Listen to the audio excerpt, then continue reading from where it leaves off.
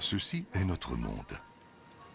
Un endroit accueillant, confortable et familier. Mais éloignons-nous un peu du feu et levons les yeux. Notre esprit s'évade. Ne sommes-nous que des poussières insignifiantes? Est-ce que l'univers est hospitalier ou hostile? L'on pourrait rester ici éternellement à se questionner. Ou l'on pourrait s'éloigner de cette plage et quitter notre planète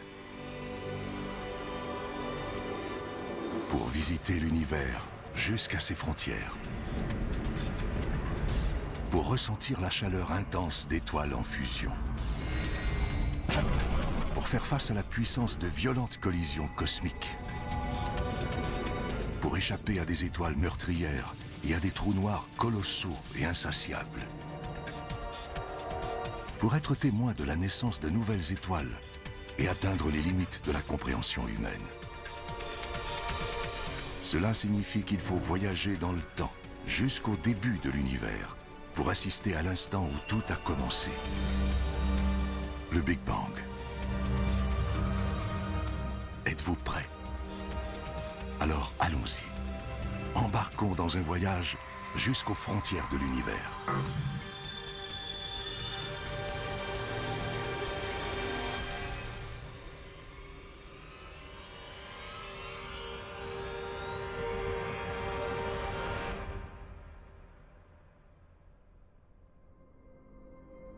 La limite de l'espace, à seulement 100 km, à peine 1 heure de route de la maison. En bas, la vie continue. Chacun vaque à ses activités quotidiennes. L'économie tourne. Et Star Trek est toujours à l'antenne.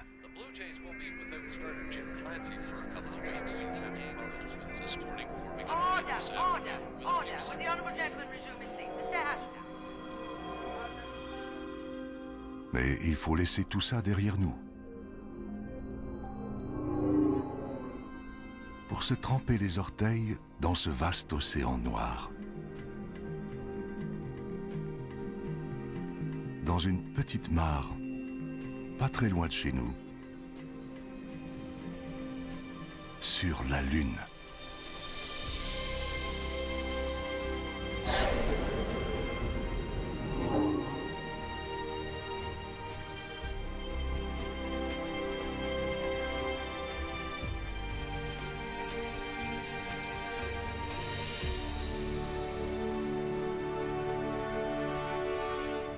Nous sommes à environ 400 000 km de la Terre.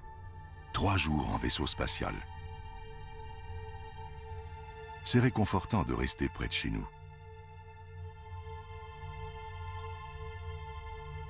Des douzaines d'astronautes ont fait ce périple avant nous. 12 d'entre eux ont marché sur la Lune.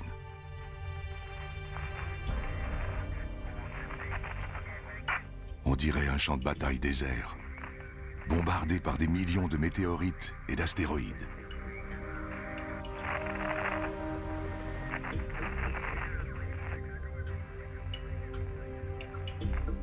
Mais tout est silencieux maintenant. De toute évidence, il n'y a eu aucune collision importante depuis des millions d'années. Le module lunaire d'Apollo 11.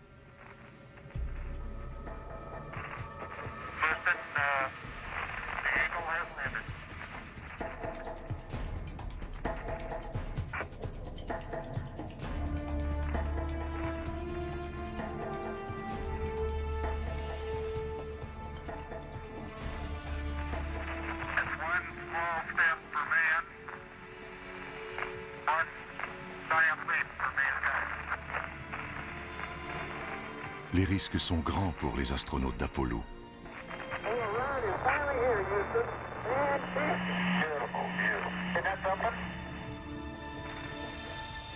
Mais la récompense est unique.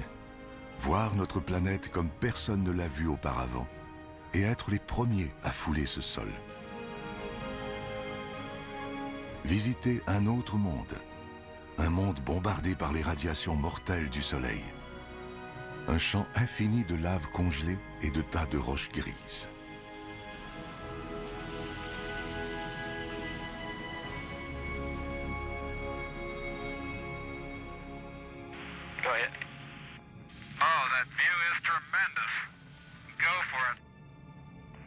Lors des missions Apollo, les astronautes ont ramassé des centaines de pierres comme celle-ci et les ont rapportées sur Terre afin que des scientifiques puissent les analyser. Mais finalement, ces roches ne sont pas si banales. Comme nous, elles viennent de la Terre. Les scientifiques de la NASA ont découvert que ces roches ont été surchauffées à la suite d'une énorme explosion. L'explication ? Il y a 4,5 milliards d'années, une planète à la dérive est entrée en collision avec la Terre. Des milliards de tonnes de pierres en fusion ont été projetées dans l'espace. Et ces projectiles ont formé la Lune. Voilà une pensée étrange. La Lune créée à partir de la Terre.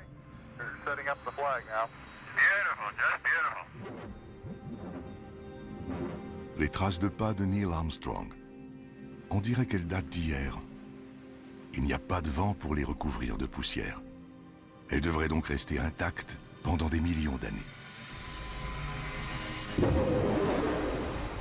Peut-être plus longtemps que nous.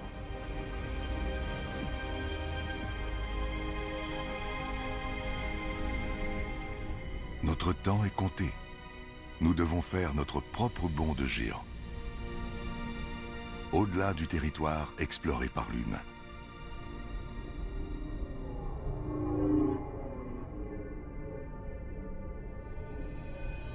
Dans l'obscurité, un visage amical. La déesse de l'amour, Vénus.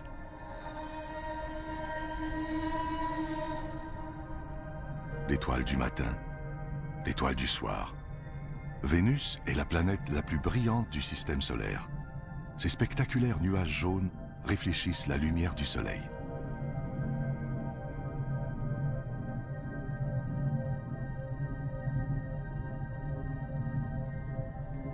C'est la sœur de notre planète.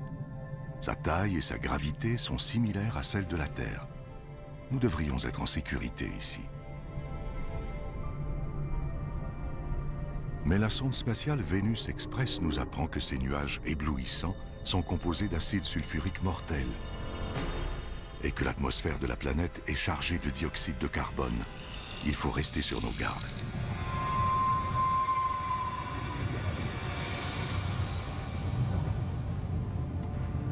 Vénus est une déesse en colère. L'air y est nocif, la pression intolérable, et il fait chaud. Près de 500 degrés Celsius. Si nous y restons trop longtemps, nous serons rongés par l'acide, étouffés, écrasés et calcinés.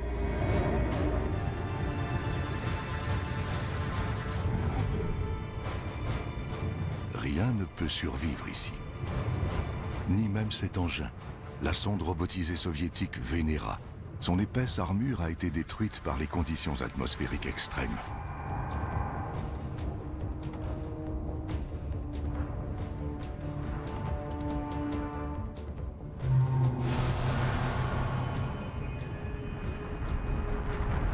Elle est si belle vue de la Terre. Mais on constate en se rapprochant que Vénus est une sœur diabolique, parsemée de milliers de volcans.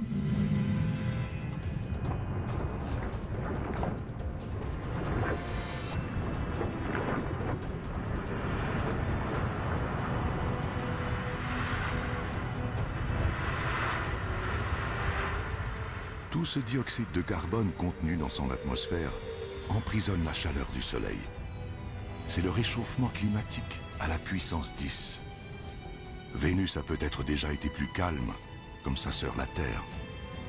Si c'est le cas, ce pourrait être l'avenir de notre planète.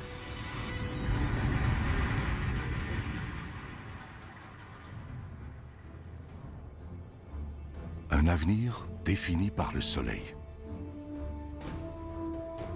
Le Soleil a quelque chose de fascinant. Un peu comme Méduse. Il est trop terrifiant pour qu'on le regarde, mais il nous est impossible d'y résister. Il nous attire, comme la lumière attire une mouche. Minuscule à côté du Soleil qui la brûle, Mercure. Voilà ce qui arrive lorsqu'on s'approche trop du Soleil. Les écarts de température sont extrêmes ici. La nuit, il fait moins 170 degrés, le jour, plus de 400 degrés. Brûlé, gelé. Et regardez ces cicatrices. On dirait que Mercure a connu un passé violent.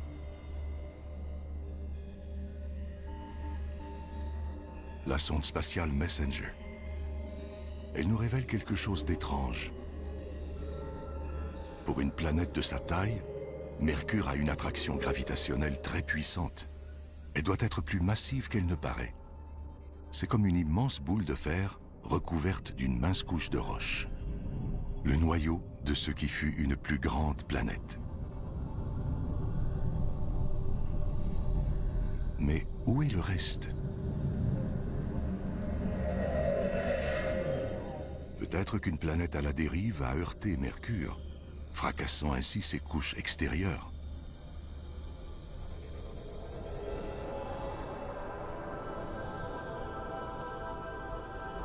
Tout nous indique qu'il faut rebrousser chemin. Mais qui peut résister à cela? Le soleil dans toute sa fascinante splendeur. Notre lumière, notre vie.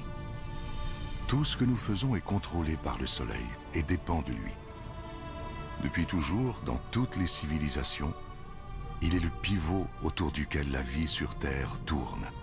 Il alimente nos cultures, structure nos journées, inspire nos croyances.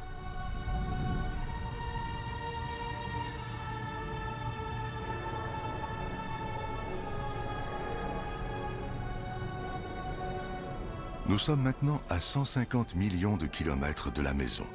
Un voyage de 20 ans en avion. S'il devait s'éteindre, il est si éloigné qu'il nous faudrait 8 minutes avant de nous en rendre compte.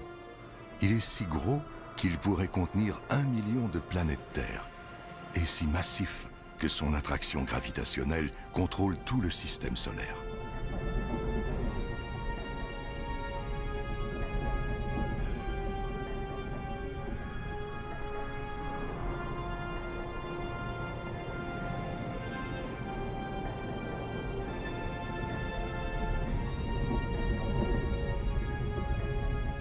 Nous le voyons tous les jours. C'est un visage familier dans notre ciel. De près, il est méconnaissable. Une mer turbulente de gaz incandescents. La température y dépasse les 5000 degrés.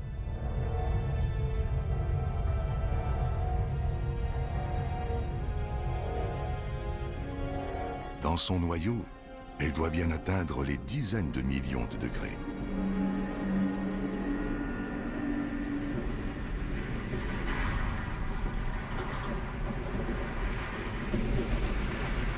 C'est suffisamment chaud pour déclencher une réaction nucléaire qui transforme des millions de tonnes de matière en énergie chaque seconde.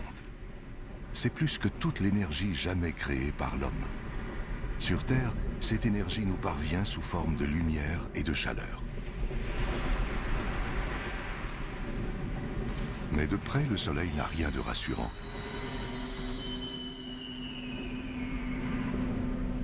Il déborde d'activité électrique et magnétique. Il explose, créant ainsi ces énormes boucles de gaz incandescents appelées des protubérances solaires. Chacune d'elles dégage plus d'énergie que 10 millions de volcans. On pourrait placer la Terre sous une de ces boucles et il resterait encore des dizaines de milliers de kilomètres d'espace libre.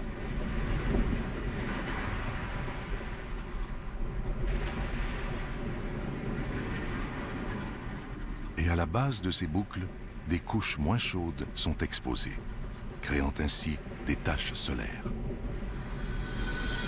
Leur couleur noire vient du fait qu'elles sont légèrement plus froides que ce qui les entoure. Elles sont néanmoins plus chaudes que tout ce qui existe sur Terre. Et elles sont imposantes aussi. Certaines ont un diamètre de plus de 50 000 kilomètres. Tout près, une éruption solaire. Un jet extrêmement chaud de gaz électrifié qui expulse des radiations mortelles dans l'espace. Mais un jour, tout s'arrêtera. Le Soleil aura épuisé son carburant et s'éteindra. Tout comme la vie sur Terre.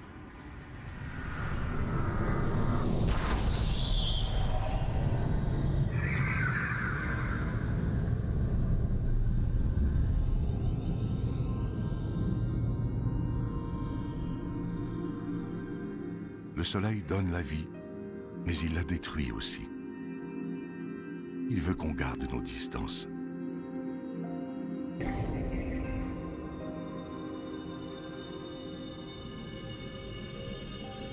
Cette comète s'est aventurée trop près. La chaleur du Soleil l'a fait bouillir, créant ainsi une queue qui s'étend sur des millions de kilomètres.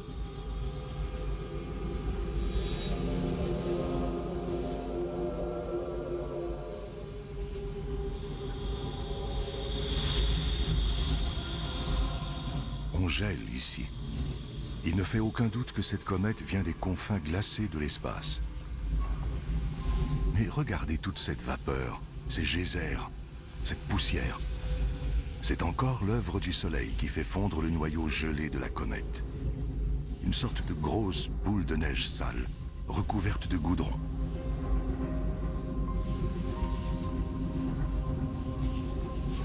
Et de minuscules morceaux de ce qui semble être de la matière organique, préservés dans la glace depuis... qui sait depuis quand? Peut-être depuis la naissance du système solaire. Si une comète comme celle-ci s'était écrasée sur la jeune Terre il y a des milliards d'années, peut-être aurait-elle apporté de la matière organique et de l'eau, les ingrédients de base de la vie. Elle aurait peut-être semé les graines de la vie sur Terre, une vie qui aurait mené à vous et moi.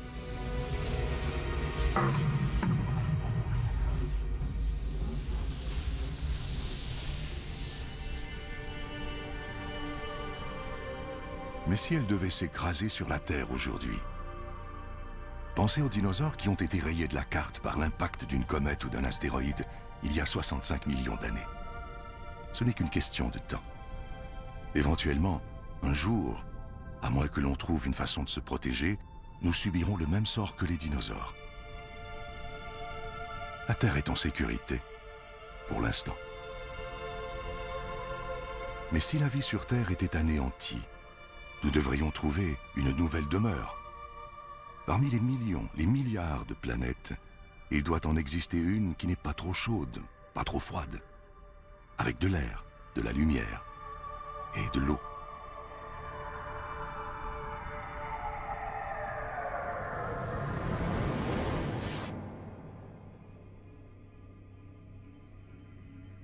La planète rouge, Mars. Pendant des siècles, nous nous sommes tournés vers Mars, espérant y trouver de la compagnie, des signes de vie.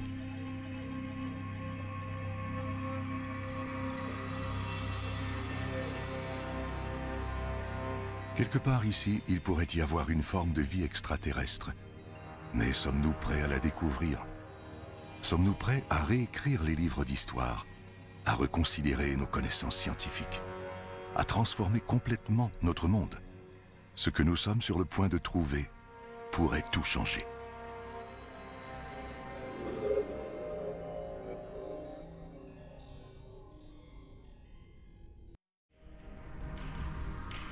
Plus que toute autre planète, Mars captive notre imagination. Pensez aux films et aux bandes dessinées de science-fiction. Que nous ont-ils fait découvrir? Les Martiens. Ce n'est que de la fiction, n'est-ce pas? Et s'il y avait vraiment quelque chose ici? Si c'est le cas, ils vivent sur une planète morte. Ici, les mêmes processus qui ont rendu la Terre habitable se sont interrompus il y a des centaines de millions d'années. Rouge et morte, Mars est un fossile géant.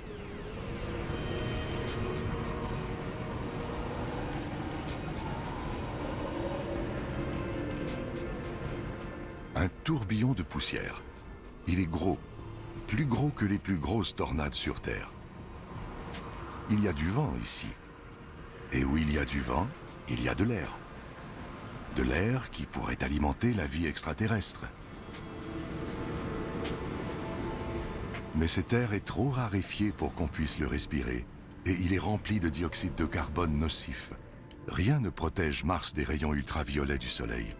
Et il fait froid ici. Le mercure descend aussi bas que -80 degrés, gelant ainsi l'eau dans le sol, au pôle et même dans l'atmosphère sous forme de neige.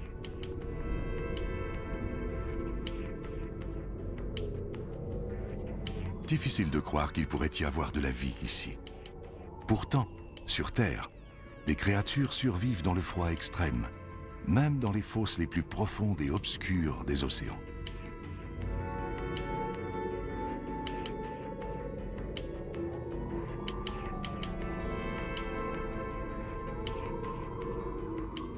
Même dans des conditions extrêmes, la vie fait valoir ses droits. Même sur une planète morte, sans activité géologique pour renouveler les minéraux et les nutriments dans le sol, et sans chaleur pour faire fondre l'eau gelée, et toute cette poussière, difficile de voir où l'on s'en va.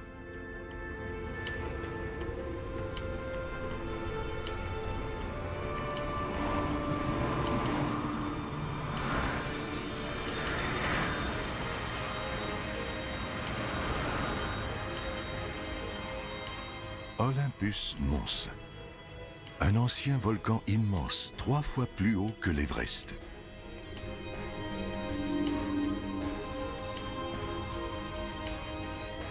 Il ne présente aucun signe d'activité. Depuis sa découverte dans les années 1970, on l'a déclaré éteint.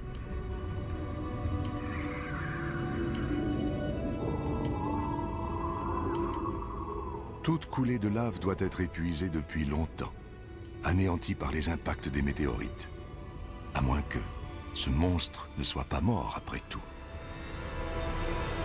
S'il est vivant, il pourrait y avoir du magma en fusion sous la croûte en ce moment. Ça change tout. Une activité volcanique pourrait faire fondre l'eau gelée dans le sol, créant ainsi les conditions nécessaires pour que la vie s'épanouisse.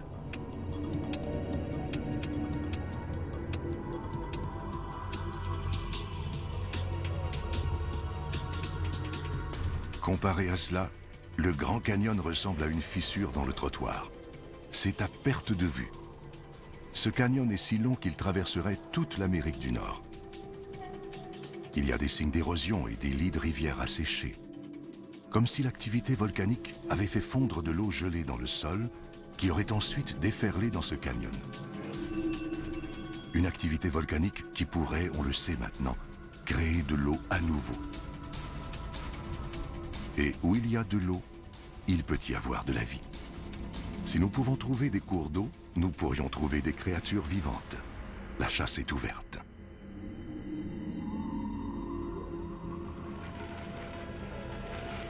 Déambulant dans ce paysage de désolation, le robot mobile de la NASA, Opportunity. Il cherche des preuves que ces plaines stériles ont déjà été des lacs ou des océans qui ont pu héberger des formes de vie.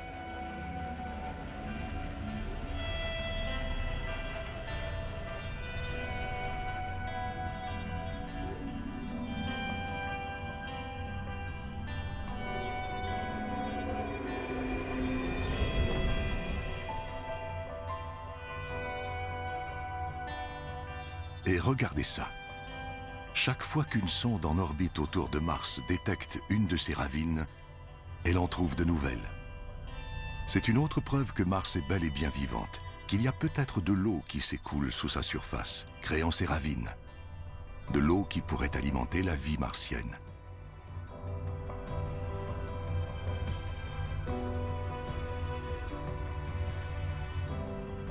Il ne reste qu'à la trouver. À moins qu'on l'ait déjà trouvée. Pas sur Mars, mais sur Terre. Ça peut sembler un peu fou, mais une théorie avance que la vie est d'abord apparue ici avant de déménager sur Terre. L'impact d'un astéroïde aurait projeté des fragments de Mars comportant de minuscules microbes dans l'espace et sur la jeune planète Terre. Là, ces microbes auraient évolué et créé la vie. Ce n'est pas surprenant qu'on soit fasciné par Mars. Cette planète pourrait être notre maison ancestrale. Si c'était vrai, nous serions donc tous des Martiens. La planète Mars telle que nous la connaissons n'existerait plus, remplacée par cette nouvelle planète active et en constante évolution. Et si nous connaissions très peu Mars, la planète la plus étudiée du système solaire, quelle autre surprise nous attend? Il doit y avoir d'autres secrets qui ne demandent qu'à être découverts.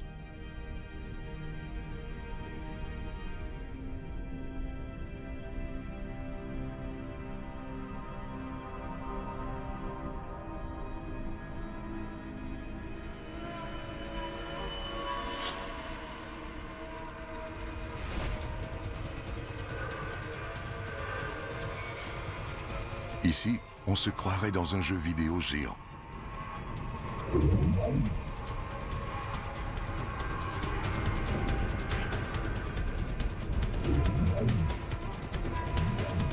Mais ces astéroïdes sont bien réels. Certains mesurent des centaines de kilomètres. Celui-ci doit mesurer environ 30 kilomètres. Et regardez. Il n'a pas dû être facile de poser une sonde sur un astéroïde voyageant à 80 000 km à l'heure. C'est beaucoup d'efforts pour étudier un caillou. Un de ces cailloux qui peuvent entrer en collision avec d'autres, se briser et tomber sur Terre sous la forme de météorites. Or, ce sont des cailloux comme ceux-ci qui se sont agglomérés pour former les planètes, dont la nôtre.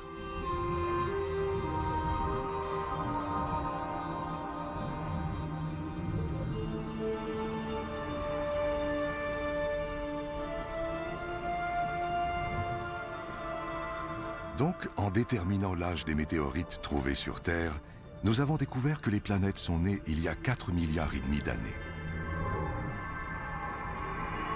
Voici donc les actes de naissance de notre système solaire. Mais pour une raison quelconque, ces pierres n'ont pas formé de planètes. Quelque chose a dû les en empêcher. Quelque chose de puissant.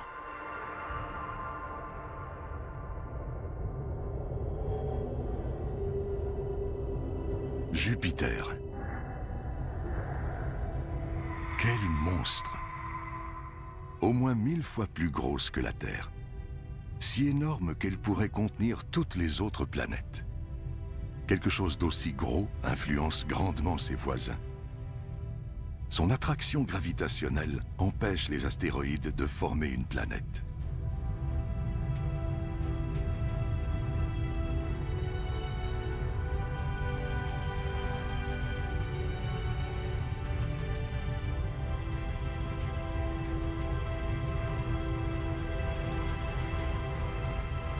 Mais cette énorme planète est presque exclusivement constituée de gaz.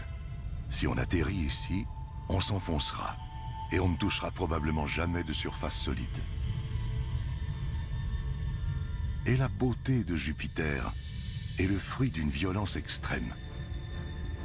Elle tourne à une vitesse folle, ce qui crée des vents pouvant atteindre des centaines de kilomètres à l'heure et façonne ces nuages en bandes, en remous et en tourbillons. Et ça, la légendaire tache rouge.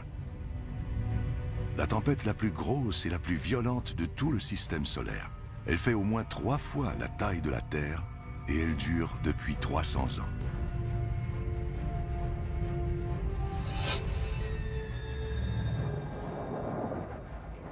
Tous ces nuages agités ont déclenché un orage électrique. Un seul de ces éclairs est 10 000 fois plus puissant que n'importe quel éclair sur Terre.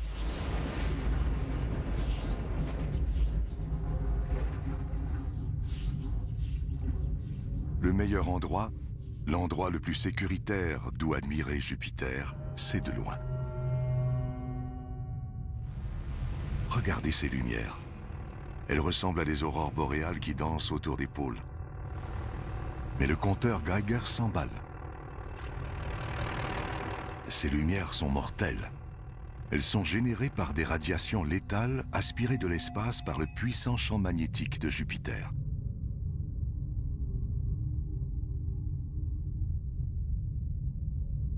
On commence à réaliser qu'ici, il ne faut jamais se fier aux apparences. L'univers est plein de contradictions. Il faut faire preuve de prudence en naviguant parmi les quelques 62 lunes de Jupiter.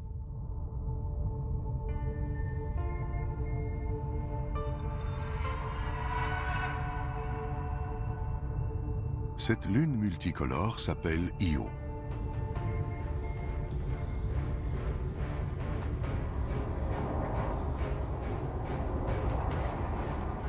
Ces jolies couleurs, c'est de la roche en fusion, du soufre, et des volcans qui crachent des cendres brûlantes et du soufre à des centaines de kilomètres dans les airs. C'est l'endroit le plus explosif que nous ayons aperçu depuis le Soleil. Notre voyage magique vers les frontières de l'univers tourne au cauchemar. Il faut continuer à croire que parmi tous ces dangers, il existe des lieux sûrs, quelque part.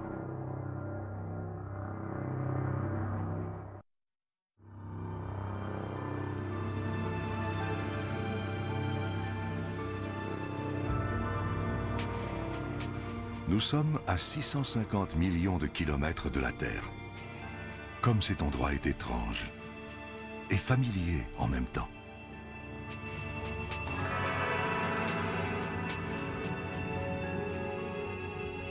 C'est un peu comme l'Arctique, avec toute cette glace, toutes ces crêtes et ces fissures. C'est une autre lune de Jupiter, Europe. Peut-être que comme dans l'Arctique, cette glace flotte sur de l'eau liquide.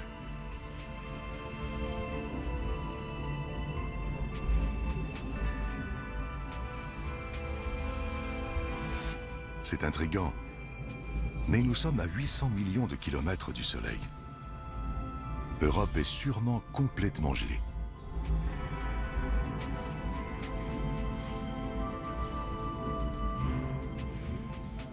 À moins que l'attraction gravitationnelle de Jupiter crée de la friction dans son noyau.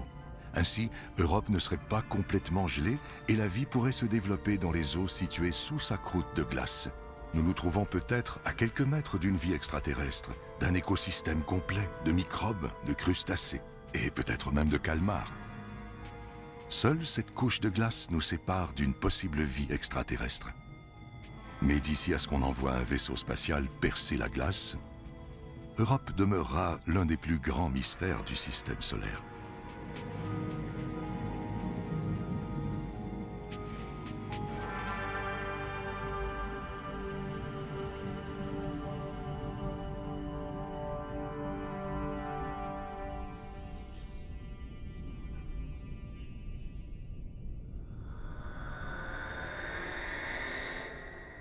Elle captive notre imagination et hante nos rêves. La voici qui tourne devant nos yeux. Saturne, le joyau du système solaire. Pour la contempler, tout ce périple valait la peine. Il y a quelque chose de magique à propos de Saturne. Une boule de gaz géante, si légère qu'elle flotterait sur l'eau. Ces anneaux spectaculaires pourraient s'étendre de la Terre à la Lune. Mais ils n'ont que quelques centaines de mètres d'épaisseur. La sonde Cassini, elle reçoit de faibles ondes radio, probablement générées par les aurores autour des pôles de Saturne. Voilà la véritable musique des sphères.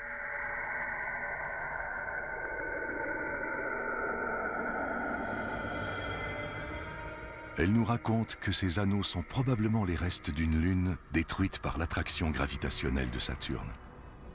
Une beauté incomparable, née d'une destruction totale.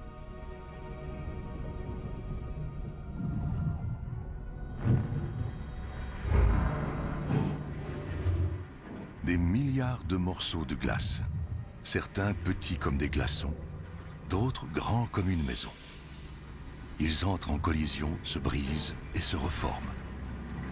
C'est un peu comme une photographie de l'enfance de notre système solaire, alors que des poussières et des gaz tournaient autour du jeune soleil.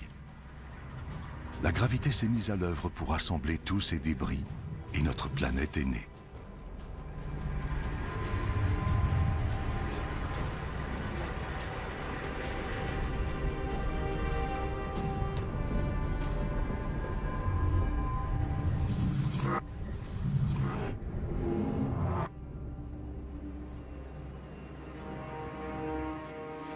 Chaque objet en orbite autour de Saturne est techniquement une lune, du plus petit bloc de glace à la soixantaine de grosses lunes de la planète.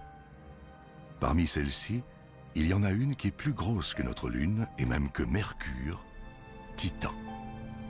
Elle est recouverte d'épais nuages.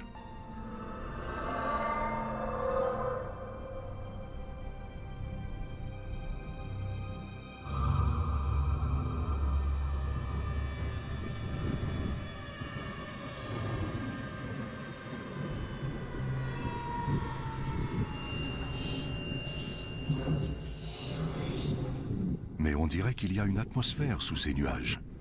Il y a du vent, de la pluie, et même des saisons. Et regardez ces rivières, ces lacs et ces océans. C'est l'endroit qui ressemble le plus à la Terre jusqu'à présent.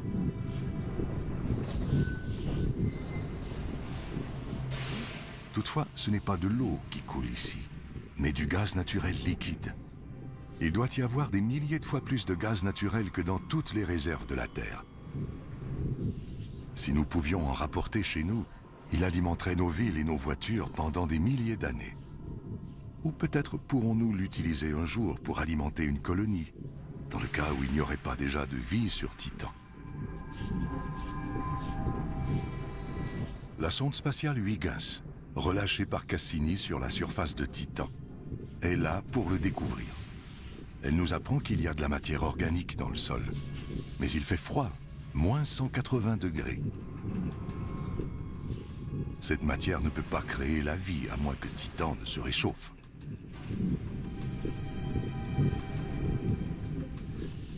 On prévoit que le Soleil se réchauffera. À ce moment, peut-être que la vie jaillira ici, tout comme elle l'a fait sur la Terre il y a des milliards d'années. Comme la Terre deviendra trop chaude pour nous, peut-être déménagerons-nous sur Titan. Cette lune lointaine pourrait devenir notre nouveau foyer.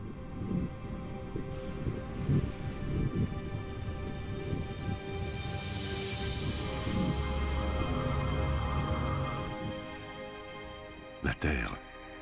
Nous en sommes à au moins 1 milliard de kilomètres maintenant. Au-delà de ce point, nous perdons le contact visuel avec elle. C'est comme si nous nous tenions sur le bord d'un ravin, en train de regarder les confins mystérieux du système solaire.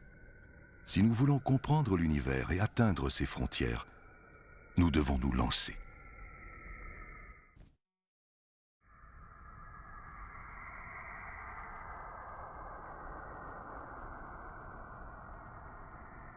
Invisible de la Terre, inconnu pendant une grande partie de l'histoire de l'humanité, nous voici aux confins du système solaire.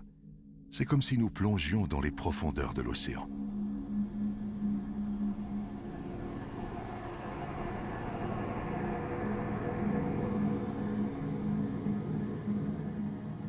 Ces anneaux. On dirait qu'Uranus a été heurté par une planète à la dérive qui l'a désaxé.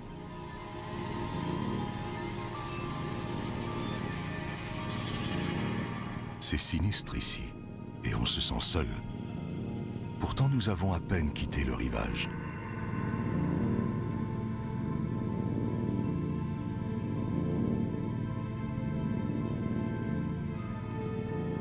Si la Terre était de la taille d'un petit pois, nous aurions parcouru un peu moins de 2 kilomètres. Mais pour atteindre les limites du système solaire, nous devrons en franchir 20 000 autres.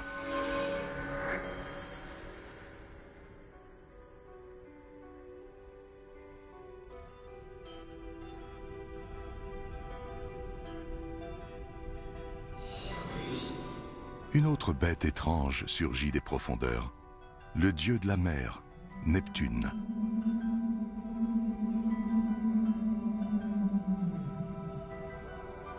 De loin, elle semble paisible. Mais regardez cette tache. C'est une tempête de la grosseur de la Terre, soufflant des vents violents atteignant les 1500 km à l'heure. Chez nous, c'est le Soleil qui pousse le vent. Mais Neptune est trop loin. Quelque chose d'autre doit créer ces redoutables vents, mais personne ne sait quoi.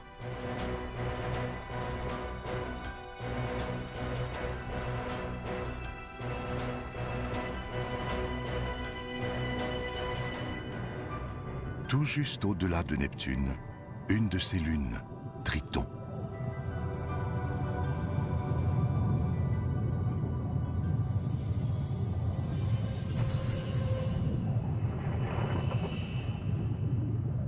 Regardez ces geysers, des cheminées cosmiques expulsant des suies étranges. Cette lune tourne autour de Neptune dans le sens opposé à celui de la rotation de la planète. On assiste à une lutte entre forces cosmiques, lutte perdue d'avance pour cette lune rebelle. La puissante attraction gravitationnelle de Neptune exerce une grande pression sur Triton, la ralentissant et l'attirant vers elle. Un jour, Triton sera déchiré par le dieu de la mer.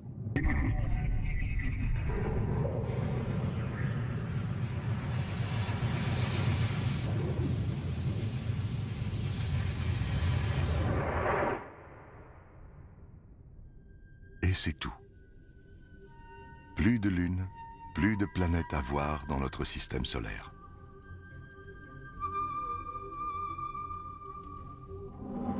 Mais jetez un coup d'œil par ici. Ce n'est pas le vide. C'est bourré de roches gelées et de sphères glacées. Comme Pluton. Jusqu'à récemment, nous croyions qu'elle était seule, qu'il n'y avait rien au-delà. Nous avions tort. Encore plus de mondes gelés. Des découvertes si récentes que personne ne sait comment les appeler. Les plutinos, les plutoïdes, les cuboinos. Peu importe leur nom, les conséquences sont les mêmes. Notre système solaire n'est pas le modèle bien défini que nous croyons. À plus de 13 milliards de kilomètres de la Terre, on trouve l'objet le plus éloigné à décrire une orbite autour du Soleil. Un autre petit monde de glace appelé Sedna est découvert en 2003. Son orbite dure 10 000 ans et le conduit à 130 milliards de kilomètres du Soleil.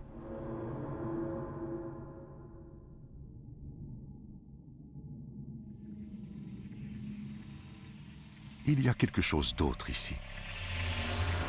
À 16 milliards de kilomètres de la Terre, la sonde spatiale Voyager 1.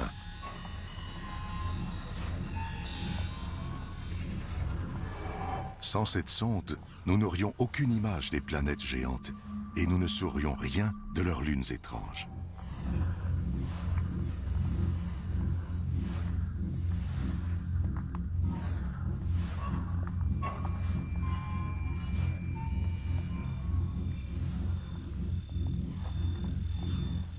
Ce disque d'or est une sorte de message dans une bouteille jetée à la mer. Un mot de bienvenue y a été enregistré dans plusieurs langues. Hola y saludos a todos. On y trouve aussi une carte expliquant comment trouver notre système solaire. Mais lorsqu'on est perdu en forêt, est-ce sage de crier? N'importe qui ou n'importe quoi pourrait nous entendre, trouver où nous habitons et nous faire une petite visite, amicale ou non.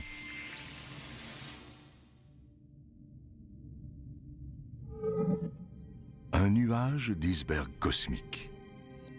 Il ressemble à la comète que nous avons croisée plus tôt. Peut-être venait-elle d'ici. Comme les comètes qui ont semé les graines de la vie sur Terre il y a des milliards d'années.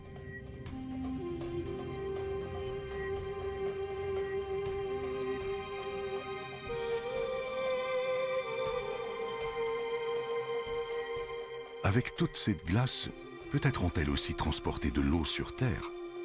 L'eau des océans, celle de votre café, même celle de votre corps. Toute cette eau viendrait-elle de cette lointaine machine à glace céleste?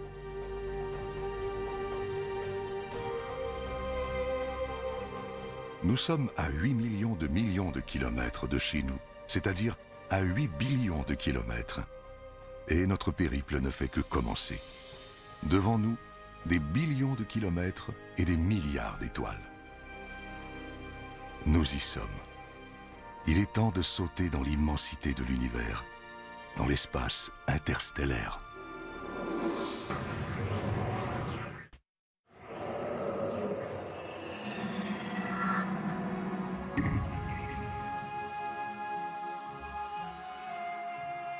L'espace interstellaire. Bien au-delà de notre système solaire.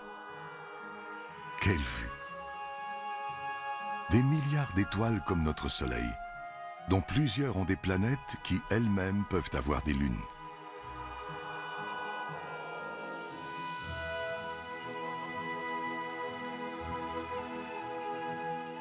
Difficile de choisir dans quelle direction aller. Les possibilités sont infinies dans toutes les directions. Peu importe où nous irons, nous aurons besoin d'un sérieux coup d'accélérateur.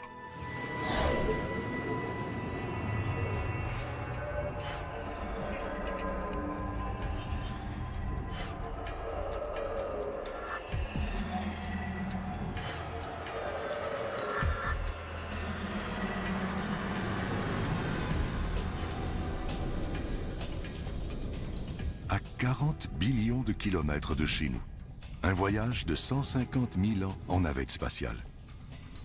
Tout ça pour atteindre le premier système solaire après le nôtre. Alpha du Centaure, une étoile et deux autres plus loin. Elles tournent l'une autour de l'autre, prisonnières d'un balai céleste. La gravité de chaque étoile attire l'autre.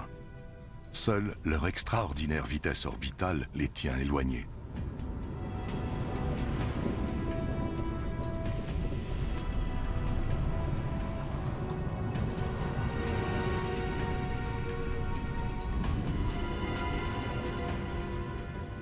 Nous sommes si loin de chez nous maintenant que les kilomètres ne veulent plus rien dire. Il faudra dorénavant parler d'années-lumière. Un rayon de lumière prend 1 an pour parcourir 10 billions de kilomètres. Donc, 40 billions de kilomètres équivalent à plus de 4 années-lumière de la Terre. C'est incroyable. Les distances sont telles qu'elles dépassent la compréhension. Mais c'est aussi excitant.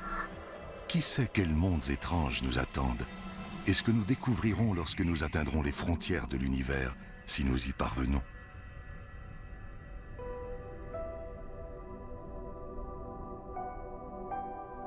À 10 années-lumière de la Terre se trouve l'étoile Epsilon d'Éridan. De spectaculaires anneaux de poussière et de glace. Et quelque part dans tout ça, des débris s'assemblent pour former des planètes qui naissent devant nos yeux.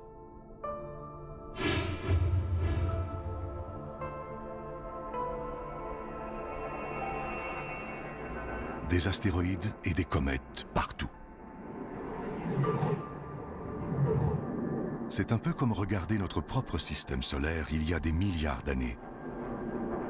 Les comètes apportent les molécules organiques à ces jeunes planètes, semant ainsi la vie comme elles l'ont peut-être fait sur Terre.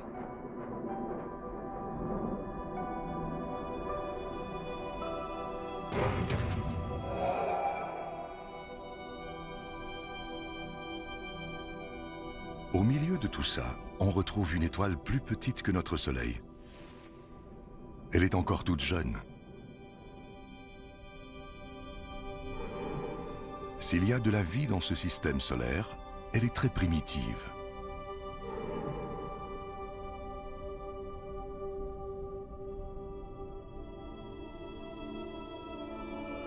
Il doit y avoir des systèmes solaires plus développés, plus matures, quelque part. Mais ça revient à chercher une aiguille dans une botte de foin cosmique.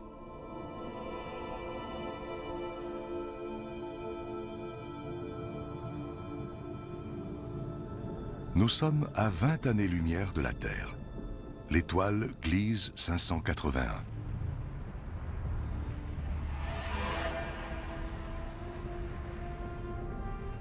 Elle a à peu près le même âge que notre Soleil.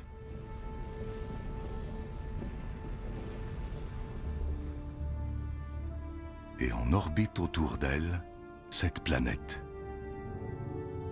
Elle est à une bonne distance de son Soleil. Plus près, son eau s'évaporerait, plus loin, elle gèlerait. Ce sont des conditions idéales pour qu'il y ait de la vie.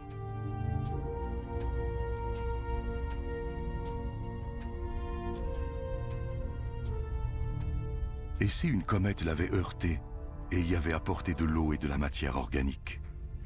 La vie, des êtres complexes comme nous et même des civilisations comme la nôtre s'y trouvent peut-être en cet instant. S'il y a de la vie ici, même à cette distance, ses habitants pourraient capter nos ondes télévisuelles et regarder des émissions d'il y a 20 ans. C'est le temps que ces ondes prennent pour se rendre jusqu'ici.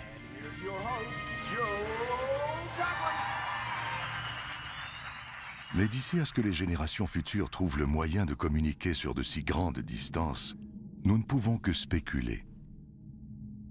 Eux et nous menant des vies parallèles, inconscients de l'existence de l'autre. À moins qu'il y ait eu de la vie qui aurait disparu.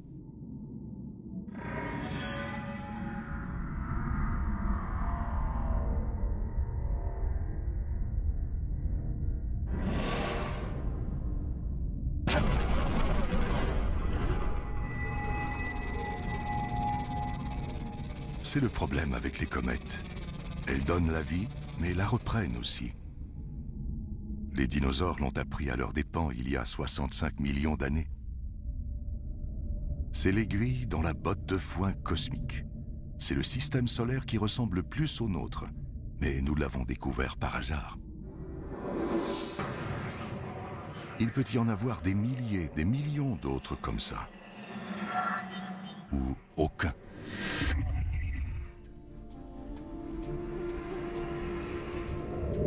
Voici Algol, l'œil du diable. Crainte depuis la nuit des temps. Vue de la Terre, on dirait une étoile qui clignote. Mais de près, on remarque qu'il s'agit en fait de deux étoiles.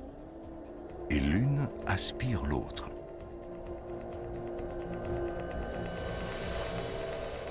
Nous sommes à près de 100 années-lumière de chez nous. Écoutez. Une des premières émissions radiophoniques, ce n'est plus qu'un léger murmure.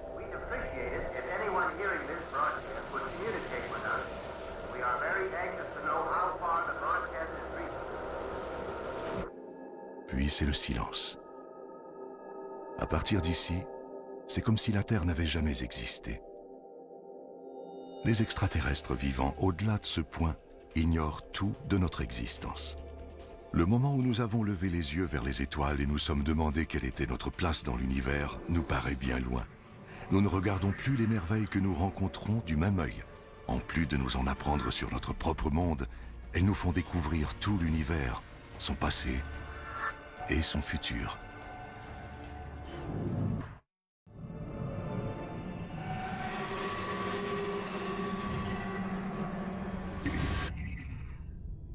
Loin dans les profondeurs de notre galaxie, la Voie lactée, se trouve une immense bibliothèque céleste où chaque étoile est un livre et une histoire. Les Pléiades. Vues de la Terre, elles forment l'amas d'étoiles le plus brillant dans le ciel.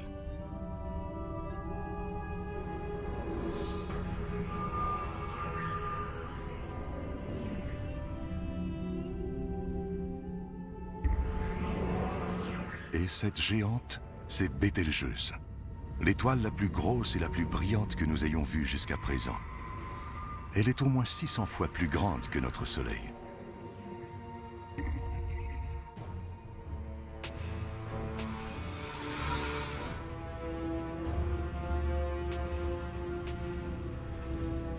Qu'est-ce que c'est que ça? Ce n'est pas une étoile, ni une planète. Ça ne ressemble à rien de ce que nous avons vu.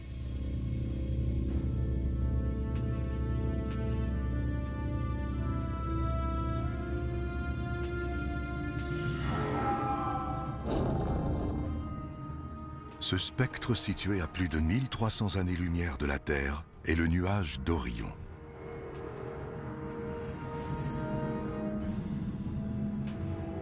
Des poussières et des gaz si denses qu'ils nous aveuglent et nous isolent du reste de l'univers.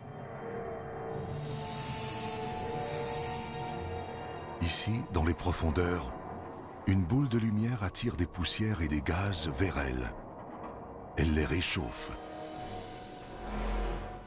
Ils fusionnent et forment une boule de gaz brûlant, comme une étoile, comme notre Soleil, mais en miniature. À l'intérieur, la température atteint des millions de degrés. C'est si chaud que cela déclenche des réactions nucléaires, comme celles qui font briller notre Soleil, qui créent de l'énergie, des radiations, de la lumière. Une étoile est en train de naître.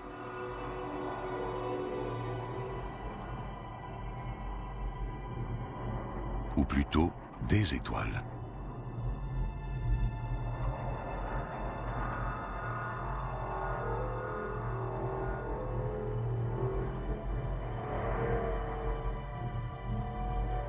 Le nuage d'Orion est une énorme usine à étoiles.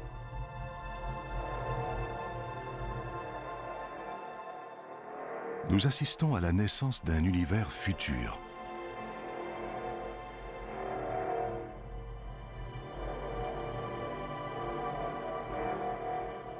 Nous nous attendions à rencontrer des horreurs. Nous avons plutôt découvert l'une des plus belles merveilles de l'univers, la naissance d'une étoile.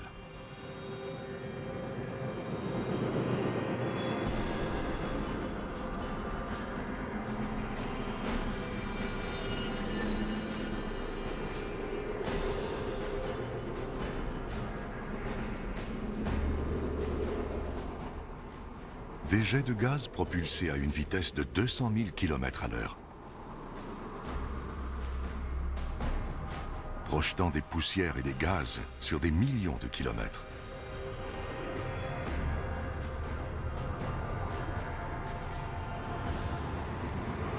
C'est d'une violence inouïe. Mais admirez le résultat. Une nébuleuse, d'immenses nuages de gaz luisants suspendus dans l'espace. Il n'y a pas de vent ici.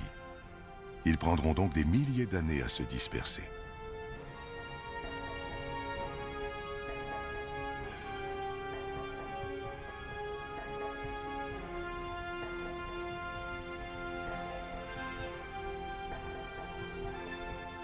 Nous avons vu bien des choses étranges, mais ça, c'est un chef-d'œuvre. Une tête de cheval géante qui se dresse dans l'espace.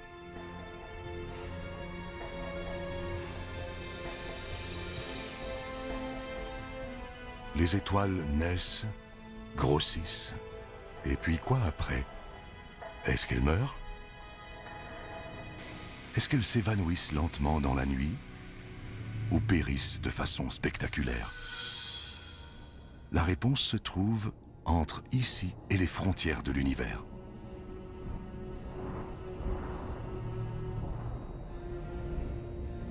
Près de 4000 années-lumière plus loin, des nuages lumineux suspendus dans l'espace, encerclant ce qui fut jadis une étoile comme notre Soleil.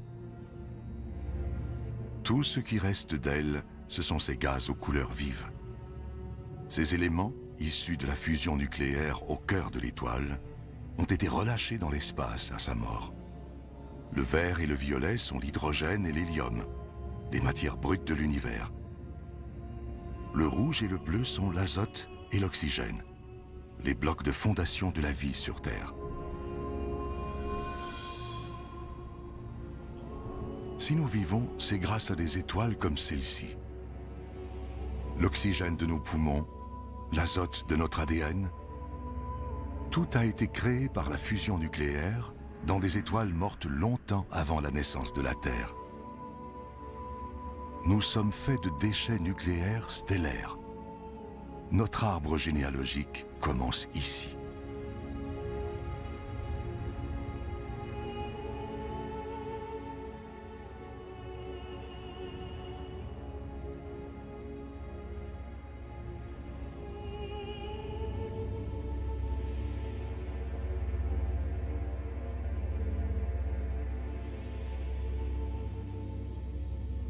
En son cœur, le fantôme d'une étoile.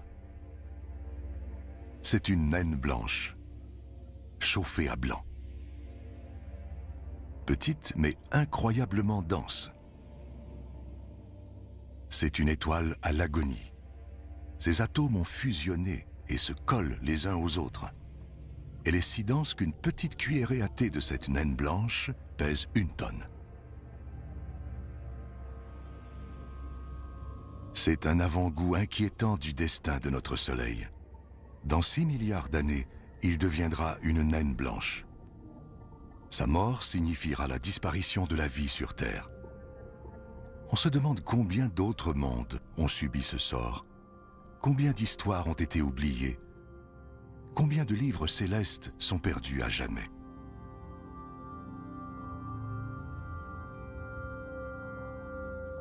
Mais la plus merveilleuse des histoires reste à venir. Nous devons voyager dans le temps jusqu'au premier chapitre pour raconter l'histoire de la création de l'univers.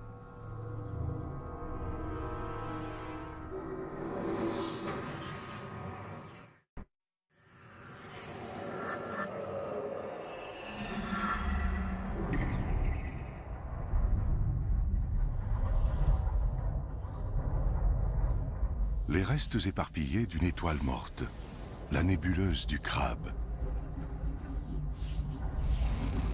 Nous sommes à 6000 années-lumière de la Terre, au cœur d'un cimetière stellaire.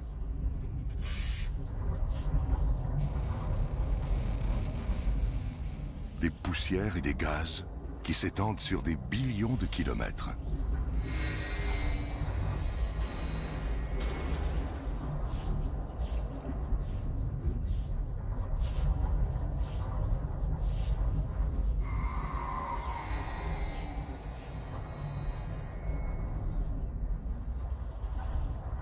Ça nous semble mort, mais c'est peut-être le calme après la tempête, après une immense explosion, assez puissante pour réduire une gigantesque étoile en poussière et en gaz, une supernova.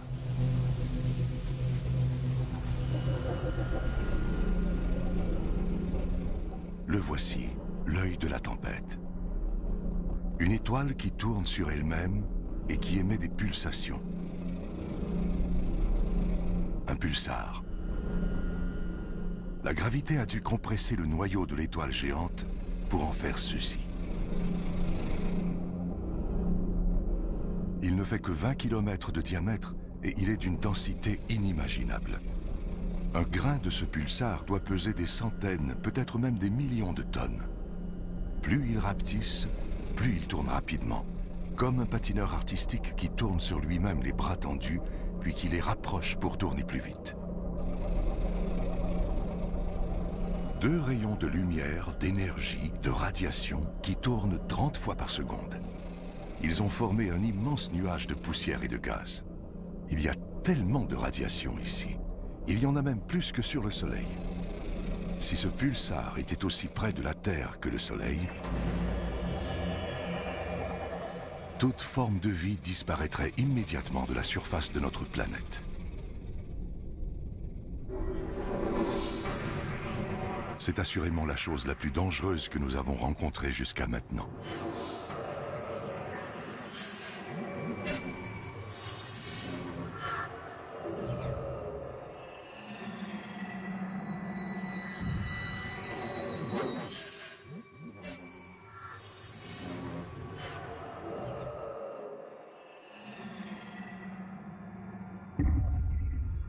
Quelle sensation bizarre. C'est comme si quelque chose de mauvais s'approchait. Une présence malveillante. La chose que nous ne voulions pas rencontrer. Complètement noire. Cachant les étoiles derrière elle. Nous regardons la mort droit dans les yeux. Ce sont les restes d'une étoile géante. Un trou noir.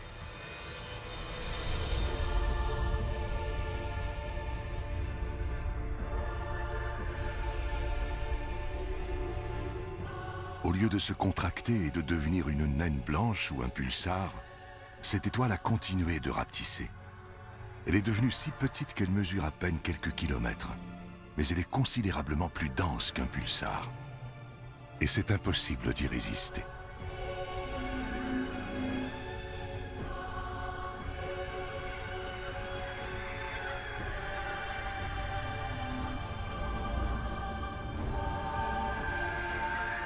Impossible d'y échapper une fois qu'on s'y est aventuré trop près. Nous savons maintenant pourquoi on appelle ça un trou noir. La gravité y est si intense que même la lumière ne peut s'en échapper. Cet astéroïde, un morceau de pierre solide, s'étire. Il est attiré vers le trou béant. À l'intérieur, il n'y a aucune matière telle que nous la connaissons. Plus de temps, plus d'espace. Aucune loi de la physique ne tient.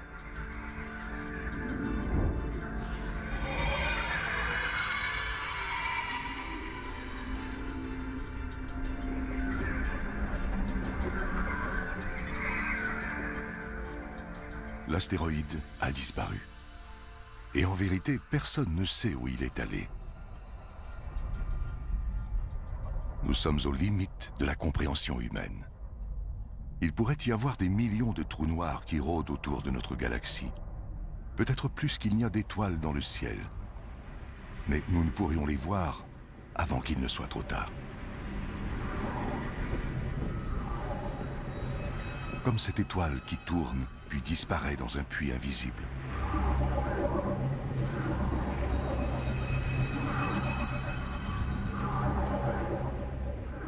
Qui sait, peut-être vivons-nous dans un vaste trou noir en ce moment même. Peut-être que tout notre univers est dans un trou noir, à l'intérieur d'un autre univers.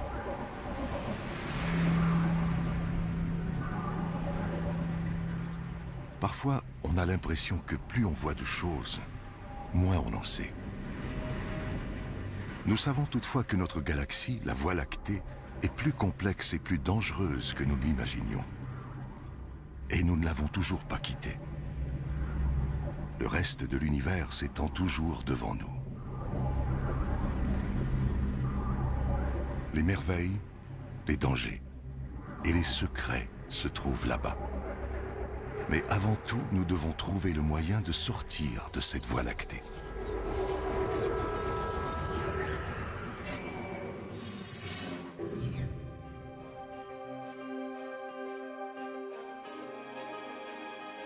Nous sommes à 7000 années-lumière de chez nous, encore au cœur de notre propre galaxie. C'est comme si nous étions dans une forêt dense, peuplée d'arbres tous plus magnifiques et fascinants les uns que les autres. La forêt est si dense que l'on ne peut voir l'horizon pour avoir une idée de l'ampleur. Nous devons nous frayer un chemin pour atteindre les clairières aux limites de la galaxie.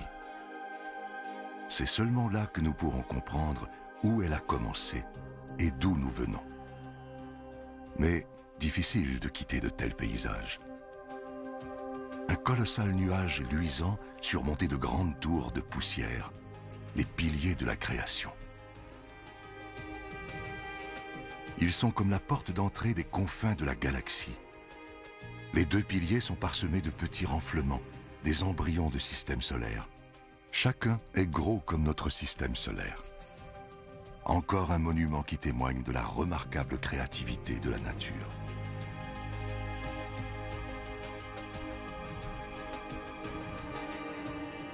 Mais il faut détourner notre regard de cette beauté captivante afin de poursuivre notre route vers les limites de la galaxie.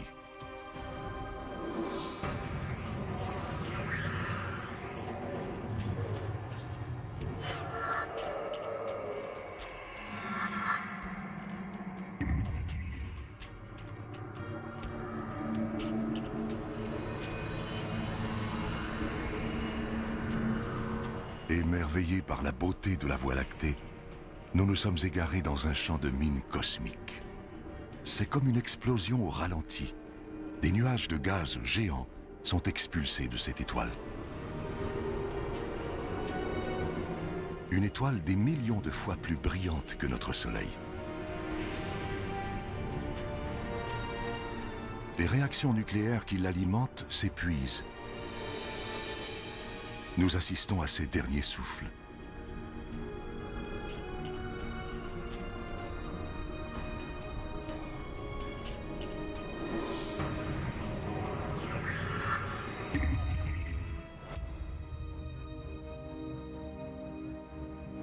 Et au-delà, une étoile encore plus grosse et dangereusement instable.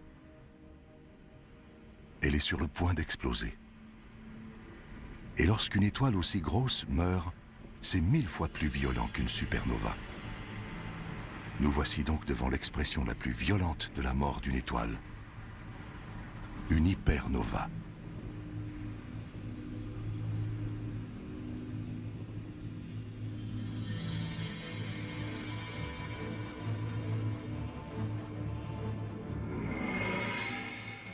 Le noyau se désintègre. Il devient un trou noir.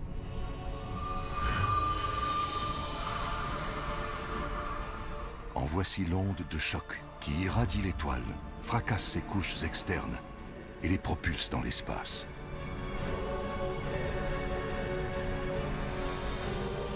Il y a des radiations mortelles partout, en quantité suffisante pour avoir un effet catastrophique sur les malheureuses planètes à proximité. C'est peut-être une de ces hypernovas qui a causé l'extinction de toutes les espèces vivantes de la Terre il y a 450 millions d'années. Des hypernovas meurtrières, des comètes gelées, des planètes calcinées, des naines blanches, des géantes rouges, la Terre. De minuscules gouttes dans une vaste étendue de lumière blanche, notre propre galaxie, la Voie lactée. Nous voulions savoir quelle était notre place dans l'univers. Voici la réponse.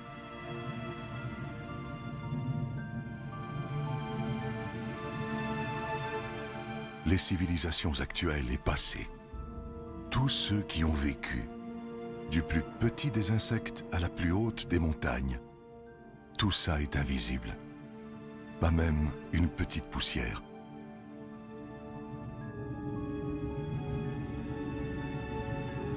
Notre demeure est une petite planète autour d'une étoile banale. Si elle disparaissait maintenant, nous ne le remarquerions même pas.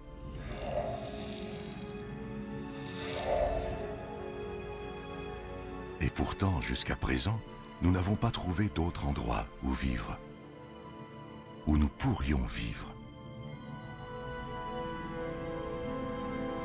Ce n'est qu'à cet instant, si loin de chez nous, que nous pouvons vraiment apprécier notre bonne vieille Terre.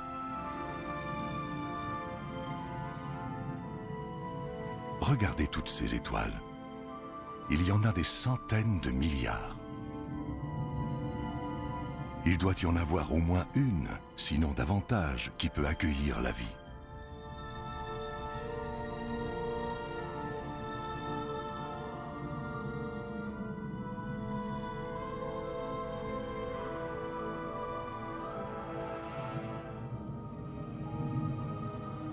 Peut-être ici, dans cette nuée d'étoiles, le grand amas d'Hercule.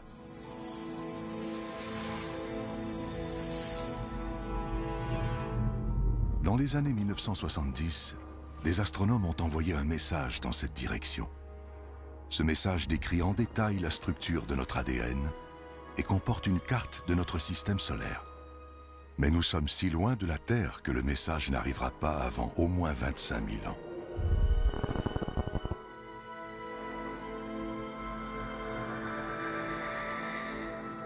Nous n'avons pas encore trouvé de forme de vie extraterrestre, mais nous n'avons rien trouvé non plus qui nous fasse croire qu'il n'en existe pas. Il existe une équation conçue pour estimer le nombre d'autres civilisations évoluées. Le résultat est étonnant. Il devrait y avoir des millions de civilisations, juste dans notre galaxie.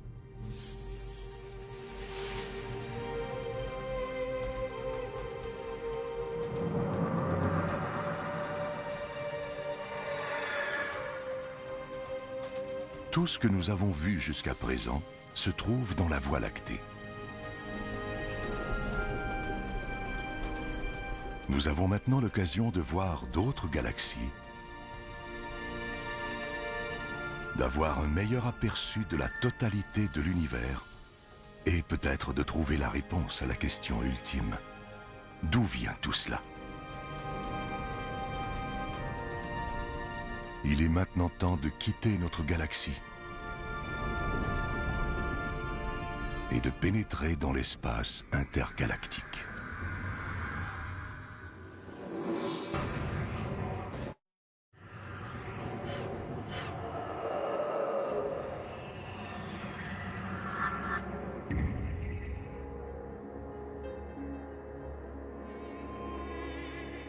Au-delà de la Voie lactée, dans les vastes espaces entre les galaxies, contre toute attente, nous sommes parvenus à l'espace intergalactique.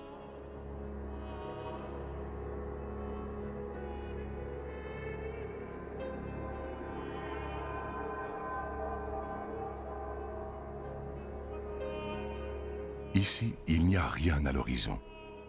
Les galaxies les plus proches sont à des centaines de milliers d'années-lumière. Les restes de galaxies déchirées par la puissante attraction gravitationnelle de la Voie lactée, répandue dans rien.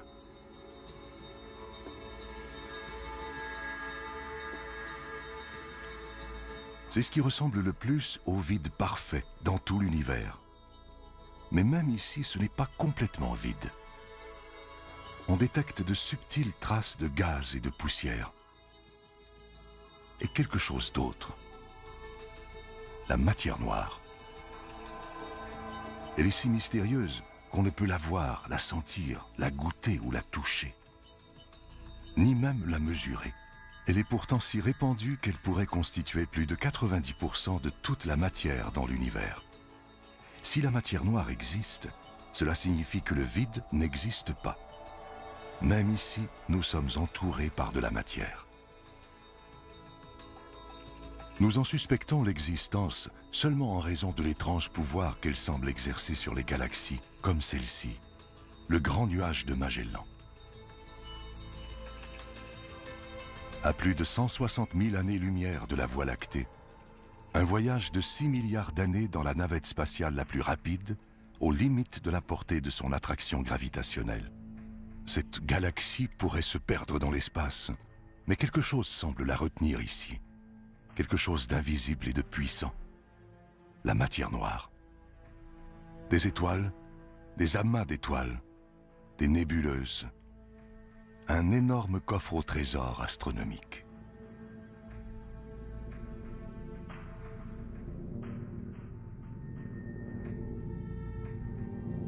Mais regardez ça. On dirait un collier de perles brillantes.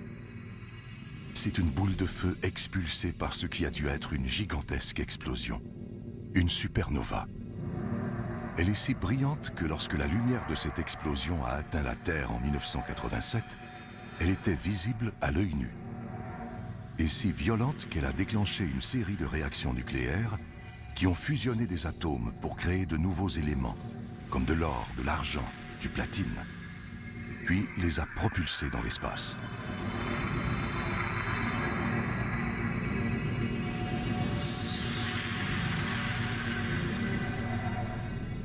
L'or de la bague à votre doigt a été forgé dans une immense supernova comme celle-ci, à des billions de kilomètres, il y a des milliards d'années. Avant de quitter la Terre, nous croyions que l'univers formait une entité distincte. Nous avions tort. L'univers et nous ne faisons qu'un.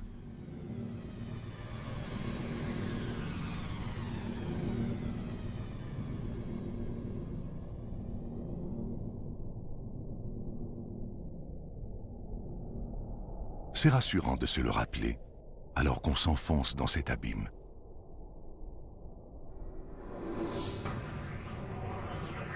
De plus en plus loin, de plus en plus vite.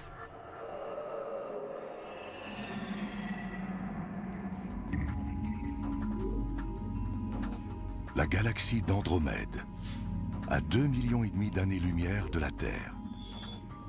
Elle se déplace dans l'espace à près d'1 million de kilomètres à l'heure. Tout dans l'espace s'éloigne, comme les éclats d'une explosion. Nous voyons cette galaxie telle qu'elle était quand nos ancêtres préhistoriques peuplaient les plaines africaines.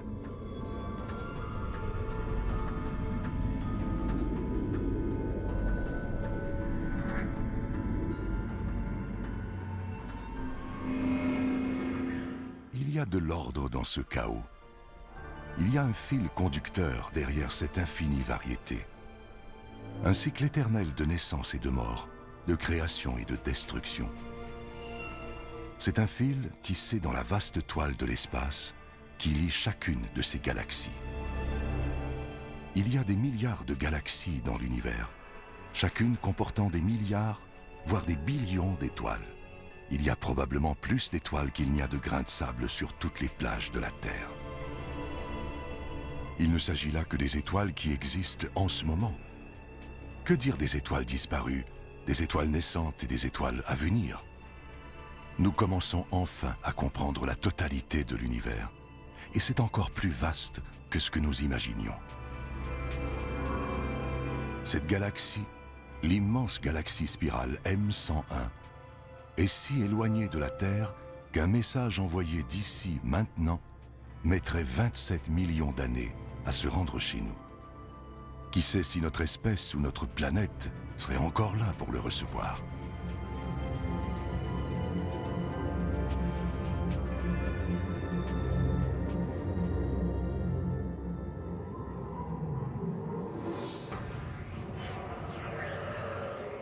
Nous continuons notre voyage dans le temps. Nous avons passé le moment où les dinosaures ont été exterminés, où les premières créatures se sont aventurées hors de l'eau.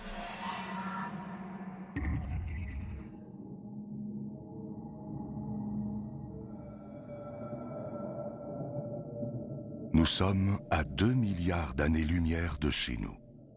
Nous approchons des frontières de l'univers. Nous retournons au début des temps.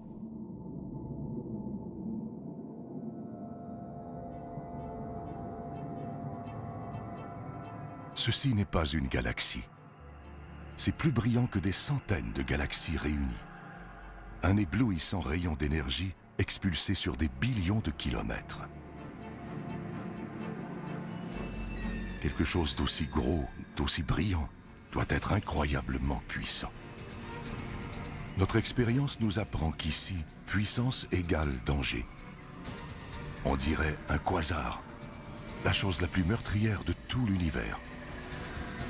Si c'est le cas, notre périple pourrait bien être terminé, juste au moment où nous pouvions en entrevoir la fin.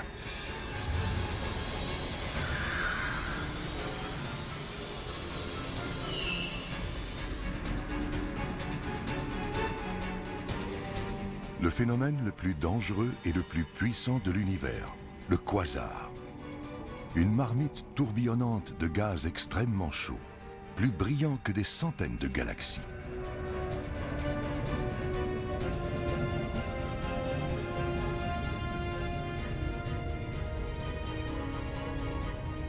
La source de cette puissance extraordinaire repose au cœur même de la bête. Un cœur obscur, un trou noir gigantesque, aussi lourd que des milliards de soleils.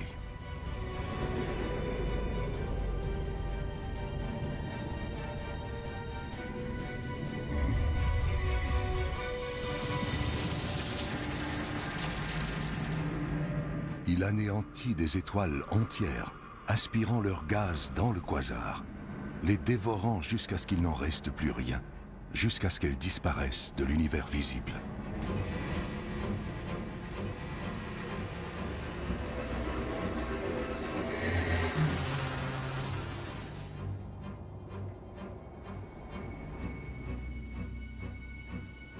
Nous avons vu le pire de ce que peut offrir l'univers, ses forces les plus destructrices. La voie est maintenant libre. Les frontières ultimes de l'univers sont à notre portée.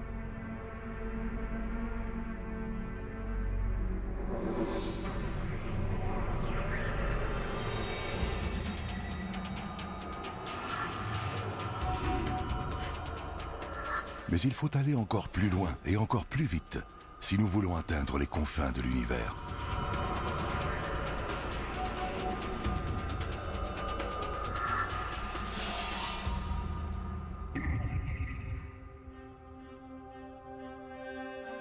À 8 milliards d'années-lumière de la Terre, on trouve d'autres galaxies.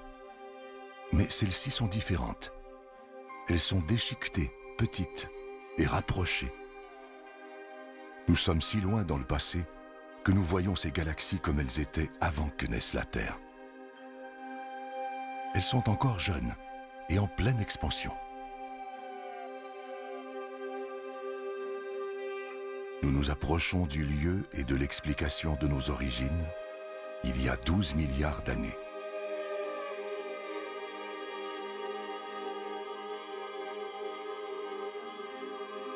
Regardez ces galaxies maintenant. Elles sont comme du plancton qui flotte dans un vaste et sombre océan.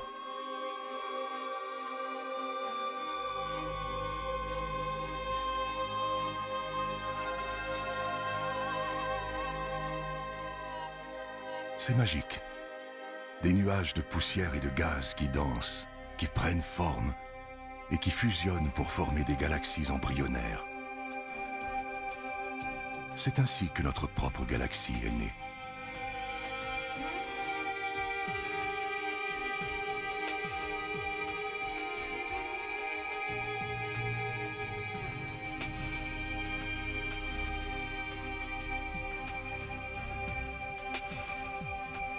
Elles disparaissent.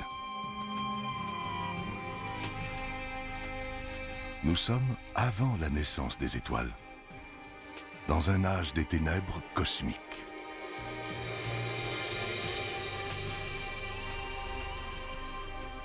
Et avant cela, la lumière, la lueur résiduelle d'une terrible explosion, l'explosion qui a créé l'univers.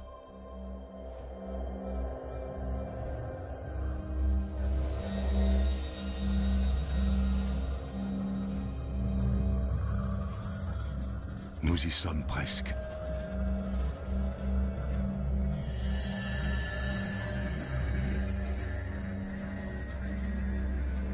Ça y est, nous y voilà. Les frontières de l'univers, à 130 milliards de billions de kilomètres de la Terre, il y a 13 milliards et demi d'années. L'instant même du Big Bang. Le moment le plus violent et le plus créatif de toute l'histoire. Tout ce qui est survenu suit cet instant.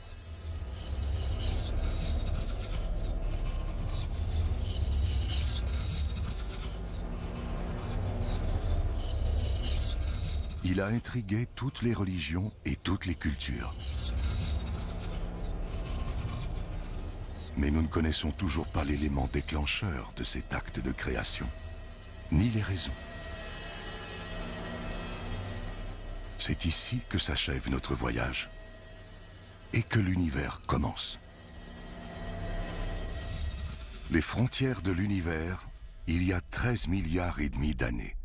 Nous sommes au moment le plus important de toute l'histoire, au commencement de l'histoire même. Un petit point infiniment dense et chaud explose. Le Big Bang. C'est la création de l'espace, du temps, de la matière, de notre univers. C'est tout d'abord de la grosseur d'une particule subatomique, puis une infime fraction de seconde plus tard. C'est assez gros pour tenir dans la paume de votre main. Quelques instants après, c'est de la grosseur de la Terre.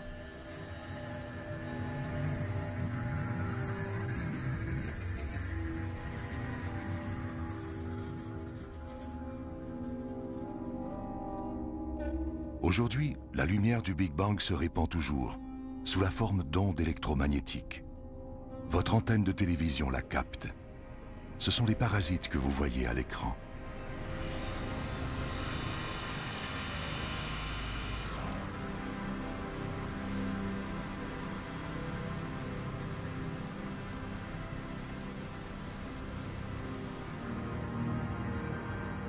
Nous poursuivons. Nous avançons dans le temps.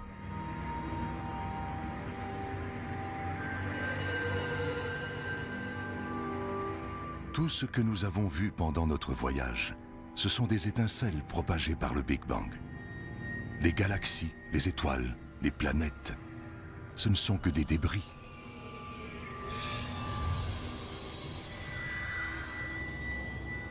De retour dans notre galaxie.